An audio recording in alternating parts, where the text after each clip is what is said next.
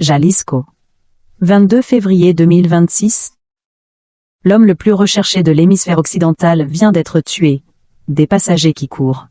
Des vols annulés. Une tiers paralysée. Le narcotrafiquant le plus puissant du Mexique vient de mourir sous les balles de l'armée mexicaine.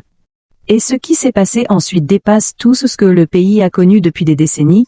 Avant de vous révéler comment les forces spéciales ont localisé l'homme avec 15 millions de dollars à la tête, voici pourquoi sa mort tout fait exploser. Abonnez-vous. Parce que cette histoire ne fait que commencer dimanche matin. Talpa, Jalisco, unité élite mexicaine, renseigne Nazca. 3 forces combinées. Un seul objectif, El Mencho est blessé lors de la fusillade.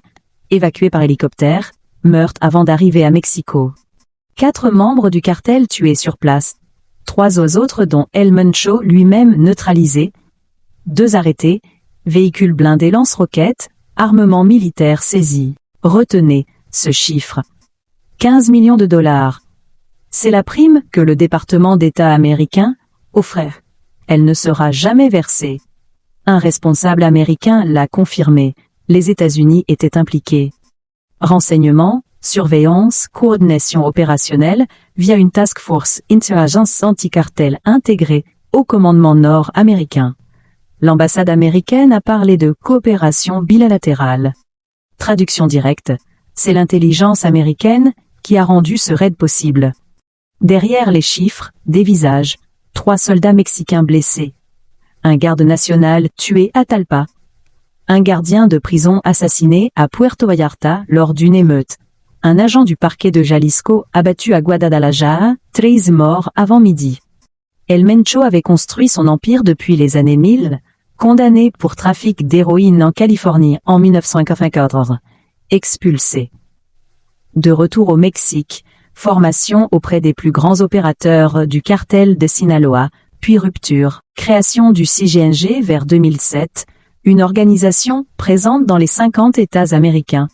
Des milliards de dollars en fentanyl, méthamphétamine, cocaïne, piégés. Des mines, des attaques contre des hélicoptères militaires, pas des trafiquants dans l'ombre. Des terroristes narcos qui font la guerre à l'État mexicain. Mais voici ce que personne n'avait anticipé.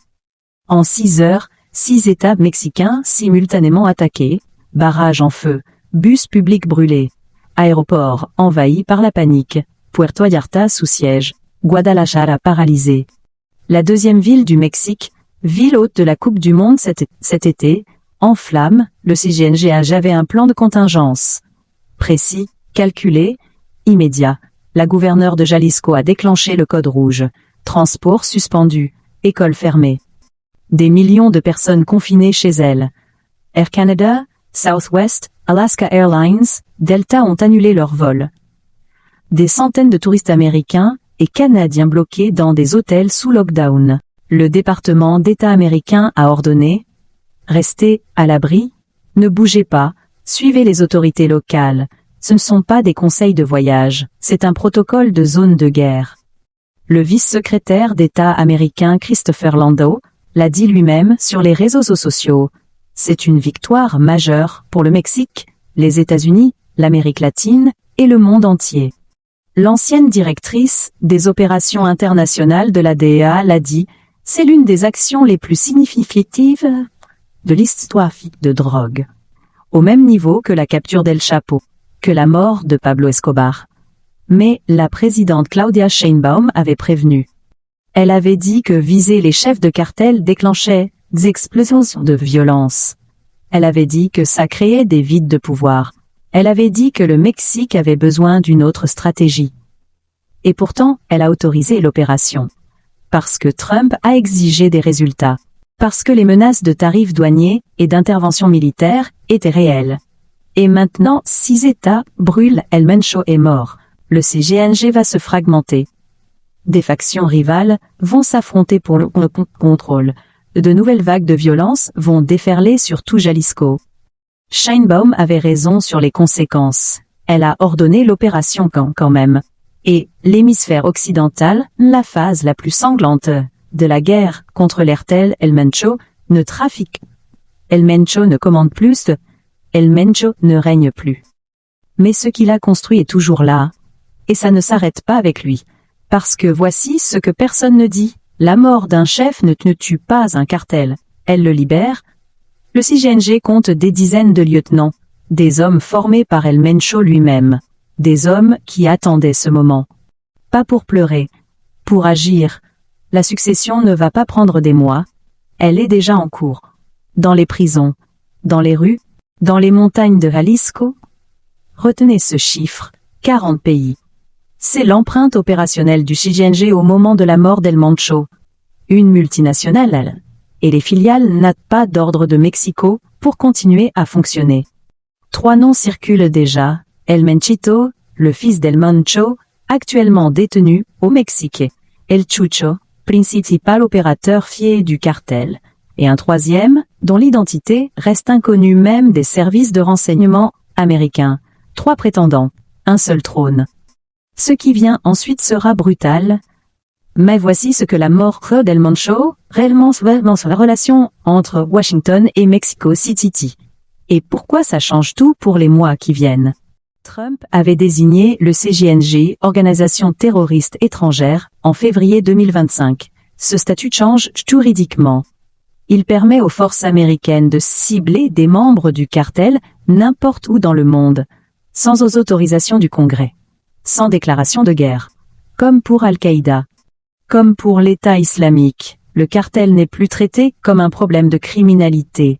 Il est traité comme une menace sécuritaire nationale, et l'opération LPA était le premier test grandeur nature de cette doctrine. Ça a fonctionné, El Mencho est mort. Mais le prix diplomatique est énorme. Le Mexique a officiellement conduit l'opération. Officieusement, Washington a fourni le renseignement, la technologie, la coordination. Ce partenariat forcé sous pression économique et politique crée une dépendance. Le Mexique a livré El Mencho. Trump va en demander plus. Beaucoup plus. Derrière les flammes et les barrages, des milliers de civils ordinaires, des chauffeurs de taxis sans travail, des commerçants barricadés, des familles qui n'ont pas mangé parce que les livraisons ne passent plus, des enfants qui n'iront pas à l'école cette semaine. Pas des statistiques. Des vies entières suspendues. Un cartel a décidé de montrer sa puissance. Et maintenant la vraie question. Est-ce que tuer El Mencho rend l'Amérique plus sûre? Non, non. Pas immédiatement, peut-être jamais complètement. Parce que le fentanyl ne vient pas même d'un stem, de chimistes, de transporteurs, de corrompus à tous les niveaux de l'État mexicain. El Mencho dirigeait ce système. Mais il ne l'incarnait pas seul. Le car Sinaloa est toujours debout après la chute d'El Chapo, Pablo Escobar, en 1993.